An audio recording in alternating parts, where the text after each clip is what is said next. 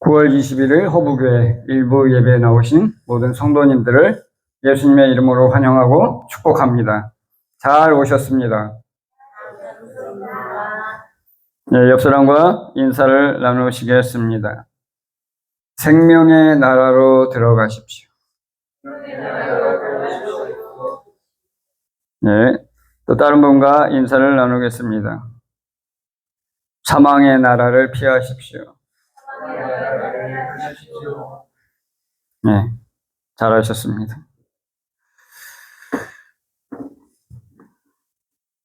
광고한 대로 다음 주에는 양육자 수료식이 있겠습니다. 1, 2부에서. 오늘 저는 한 사람 또 한 사람이라는 제목으로 로마서 5장 12절에서 21절 본문을 가지고 설교를 하겠습니다. 바울은 5장의 전반부에서 그리스도를 통해 하나님과의 화목에 대해 하나님과 화목하게 된 신자의 삶에 대해 설명했습니다. 그리고 5장 후반부에서 아담과 그리스도에 대해 대조하여 그 영향을 설명하고 있습니다. 5장의 전반부가 그리스도를 통해 하나님과 화목하게 된 신자의 개별적 부분에 대한 언급이라면 오늘 후반부는 아담과 그리스도를 통한 전 지구적 영적 지도의 변화를 다루고 있습니다. 오늘은 5장의 후반부에서 나오는 아담과 그리스도의 대조와 사람에게 미치는 영향에 대해 여러분에게 설교하겠습니다. 12절을 같이 읽겠습니다. 그러므로 한 사람으로 말미암아 죄가 세상에 들어오고 죄로 말미암아 사망이 들어왔나니 이와 같이 모든 사람이 죄를 지었으므로 사망이 모든 사람에게 이르렀느니라. 12절을 분석하면 세 가지의 진실을 얻을 수 있습니다. 여기서 말하는 한 사람은 바로 아담을 가리킵니다. 첫째, 죄는 한 사람, 아담을 통해 인간 세상에 들어왔다는 것입니다. 둘째, 사망은 그 한 사람의 죄를 통해 세상에 들어왔다는 것입니다. 셋째, 모든 사람이 죄를 지었기 때문에 사망이 모든 사람에게 퍼졌다는 것입니다. 창세기 2장에서 하나님께서 아담에게 명령하십니다. 창세기 2장 16, 17절입니다. 여호와 하나님이 그 사람에게 명하여 이르시되 동산 각종 나무 열매는 내가 임의로 먹되 선악을 알게 하는 나무의 열매는 먹지 말라. 내가 먹는 날에는 반드시 죽으리라 하시니라. 하나님이 아담에게 동산 각종 나무 열매는 먹되 선악을 알게 하는 나무 열매는 먹지 말라고 명령하셨습니다. 그리고 먹는 날에는 반드시 죽으리라 강력히 경고하셨습니다. 창세기 3장 6절입니다. 여자가 그 나무를 본즉 먹음직도 하고 보암직도 하고 지혜롭게 할 만큼 탐스럽기도 한 나무인지라. 여자가 그 열매를 따먹고 자기와 함께 있는 남편에게도 주매 그도 먹은지라. 하나님의 명령과 강력한 경고에도 불구하고 아담과 하와는 그 열매를 따먹었습니다. 하나님의 명령을 따르지 않고 배반한 것입니다. 죄가 하나님의 명령을 어긴 것이라면 아담이 하나님이 먹지 말라는 명령을 어긴 것이 죄입니다. 그리고 죄의 삭은 사망이라는 말씀대로 아담은 범죄하여 죽게 되었습니다. 이 한 사람 아담의 범죄로 인해 죄가 세상에 들어왔고 죄로 인해 사망이 들어왔습니다. 이 지구에서 태어난 사람은 아담의 후손이 아닌 사람이 하나도 없습니다. 아담의 후손으로 태어난 모든 사람은 아담의 범죄로 타락해서 죄인으로 출생하게 되었습니다.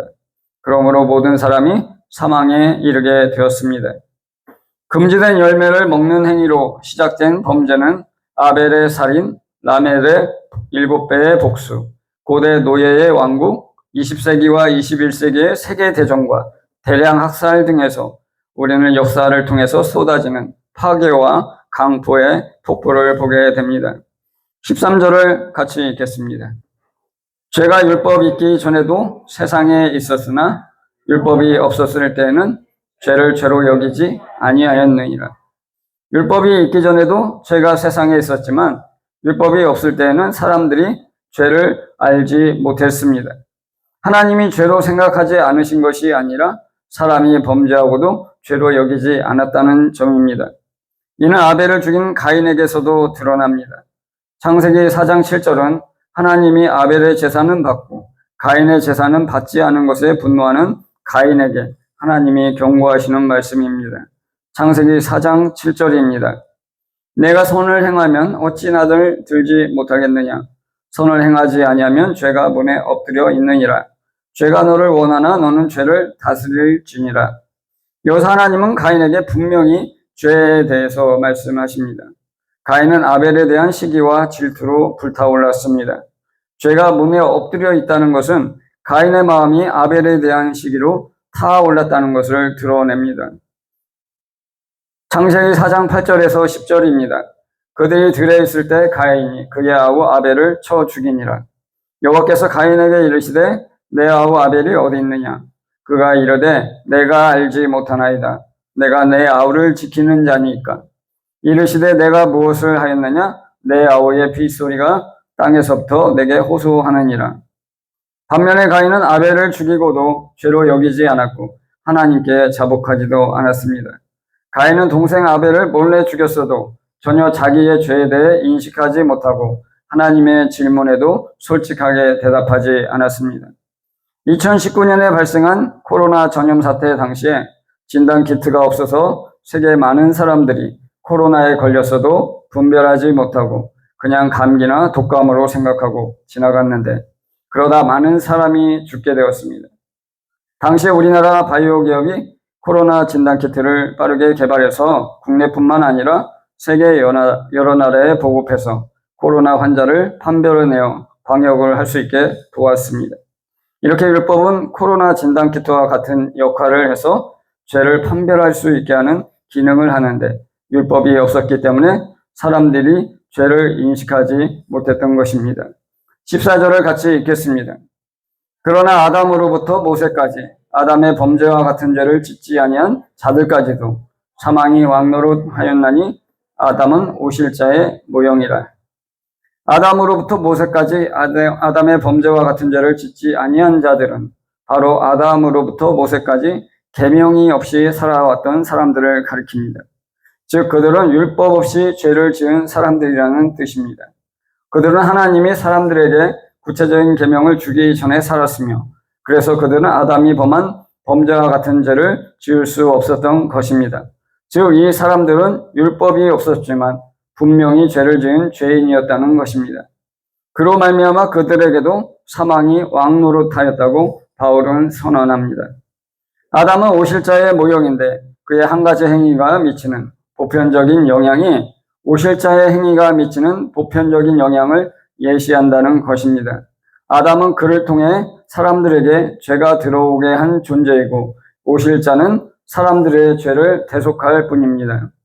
아담은 오실자의 모형입니다. 그는 세상의 첫 번째 왕이었고 우리의 이해를 돕는 선구자이자 원형이라는 점에서 그리스도와 유사했습니다. 두 사람은 두 가지 길, 즉 죄와 사망의 길과 그리고 의롭다 하심과 생명의 길을 창시한 사람들입니다.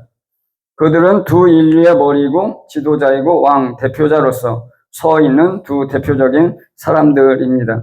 각 사람은 단 한 번의 행위로 한편으로는 죄와 사망으로 다른 한편으로는 용서와 생명으로 자신의 왕국을 이끌었습니다. 전자는 불순종의 행위로 후자는 순종의 행위로 그렇게 했습니다. 우리는 모두 아담의 자녀로 삶을 시작합니다. 우리가 그와 함께 머무르면 우리의 끝은 영원한 사망입니다. 우리가 예수님을 우리 왕으로 모시면 그는 우리에게 의의 선물을 주시고 우리의 끝은 끝없는 생명이 될 것입니다. 15절을 같이 읽겠습니다.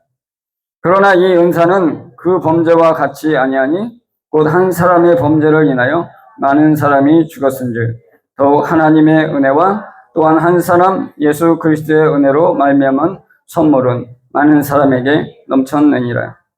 바울은 15절 이하에서 아담과 그리스도 사이의 모형론적인 관계를 설명합니다. 둘 사이의 유사성은 각자의 한 행위가 각자에게 속하는 자들에게 결정적인 의미를 갖는다는 사실에 있습니다. 아담의 후손들에 대한 관계와 그리스도와 그 후손들과의 관계 사이에 있는 이 구조적인 유사성이 15절부터 21절 전체의 기초를 형성합니다. 그러나 15절에서 17절은 아담의 행위와 그리스도의 행위 사이의 기본적인 대조 두 가지를 제시합니다. 바울은 각각의 대조를 같지 아니하니 뒤를 이어서 더욱 이라는 어구를 사용해서 부연 설명을 합니다. 첫 번째 대조는 정도의 대조입니다. 즉 그리스도의 행위는 은혜를 드러내는 것이므로 모든 면에서 아담의 행위보다 위대하다는 것입니다. 두 번째 대조는 결과의 대조입니다. 즉 아담의 행위가 가져온 것은 정죄와 사망인 반면 그리스도의 행위가 가져온 것은 의롭다 하심과 생명이라는 것입니다. 이 은혜는 범죄와 같지 아니하고 한 사람의 범죄로 인해 많은 사람이 죽었으나 더욱 하나님의 은혜와 한 사람 예수 그리스도의 은혜를 통해서 많은 사람에게 선물이 넘쳐졌습니다. 16절 17절을 같이 읽겠습니다. 또 이 선물은 범죄한 한 사람으로 말미암은 것과 같지 아니하니 심판은 한 사람으로 말미암아 정죄에 이르렀으나 은사는 많은 범죄로 말미암아 의롭다 하심의 이름이니라. 한 사람의 범죄로 말미암아 사망이 그 한 사람을 통하여 왕노릇하였은즉 더욱 은혜와 의의 선물을 넘치게 받는 자들은 한 분 예수 그리스도를 통하여 생명 안에서 왕노릇하리로다. 16절 상반절에서 바울은 아담의 행위와 그리스도의 행위 사이에 두 번째 대조를 발표하고 그것을 16절 하반절과 17절에서 설명합니다. 2절의 첫 문장은 또 이 선물은 범죄한 한 사람으로 말미암은 것과 같지 아니하니가 됩니다. 범죄한 한 사람은 이 선물과 적절한 대조를 이루지 않는 만큼 문맥에서 대조점을 추정해야 하는데 아마 다음 문장에 나오는 정죄가 최선의 대안이 될 것입니다. 그러면 우리는 이 문장을 또 이 선물은 범죄한 한 사람으로 말미암은 정죄와 같지 아니하로 의역할 수 있습니다. 바울은 15절에서 그랬던 것처럼 이 대조도 부연 설명합니다. 즉 심판은 한 사람의 죄로 말미암아 정죄에 이르렀으나 은사는 많은 범죄로 말미암아 의롭다 하심의 이름이니라고 해석할 수 있습니다. 바울은 사실 이 두 개의 대조를 염두에 두고 있습니다.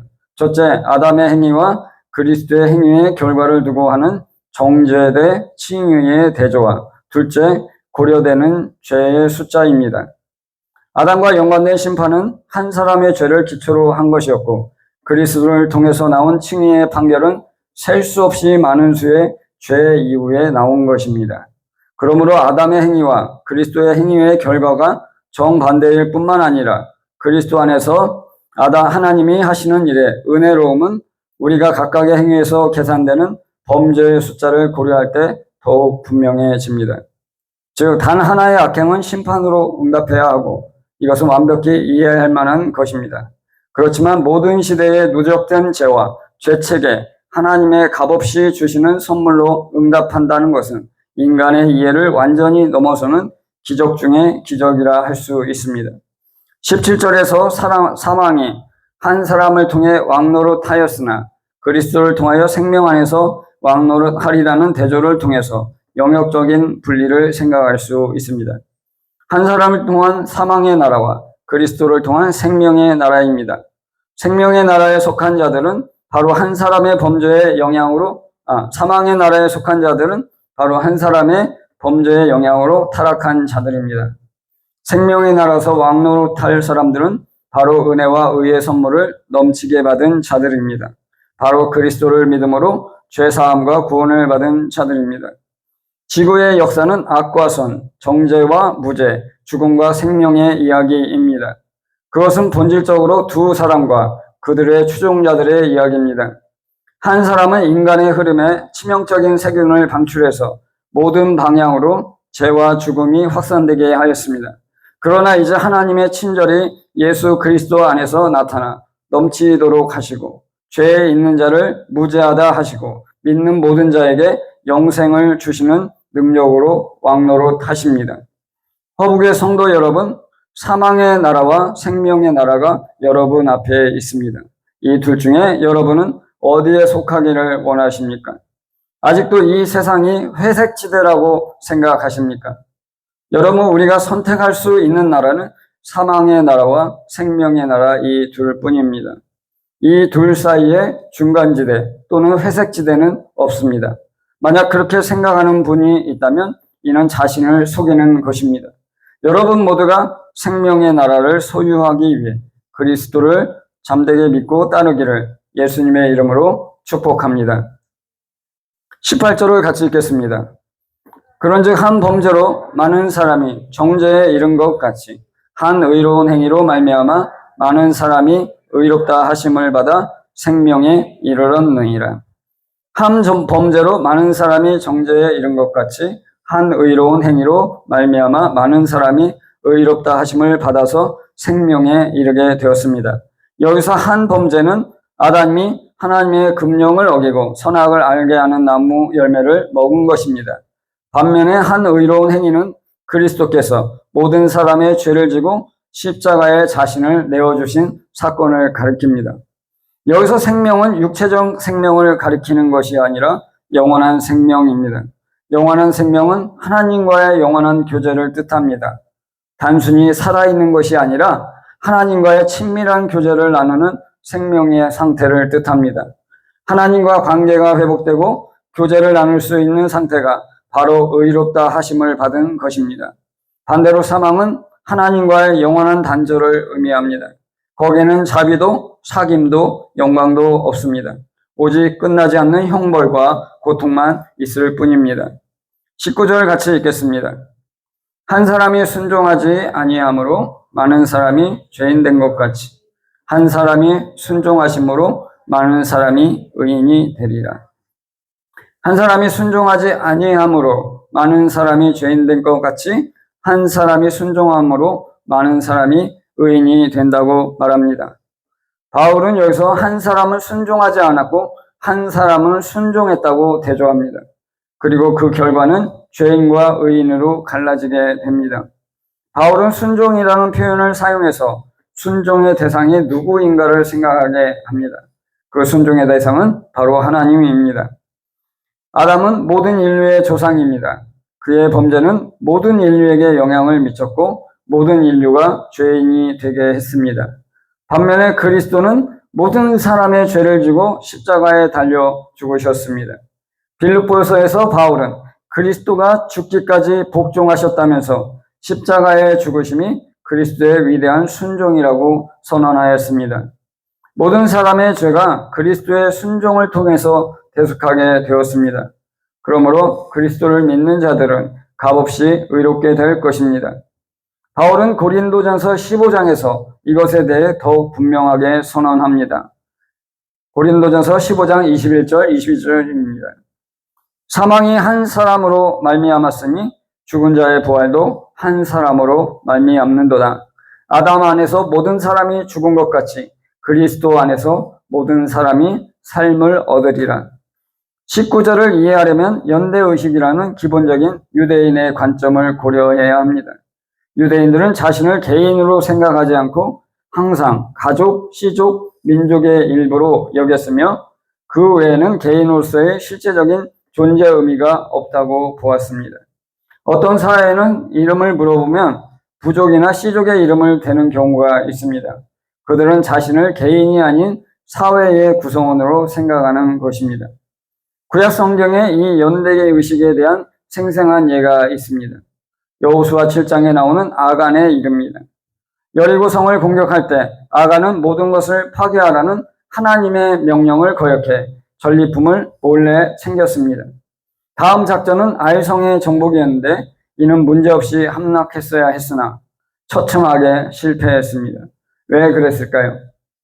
아간이 죄를 지었고 그 결과 온 민족이 죄를 지은 것으로 낙인 찍혀서 하나님의 벌을 받았기 때문입니다.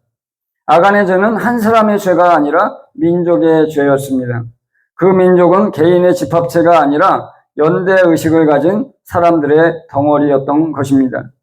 개인이 한 일은 민족이 한 일이었습니다. 아간의 죄가 인정되었을 때 처형된 사람은 그 혼자만이 아니라 그의 온 가족이었습니다. 다시 말하지만 아간은 자신에게만 책임이 있는 고독한 개인이 아니었습니다.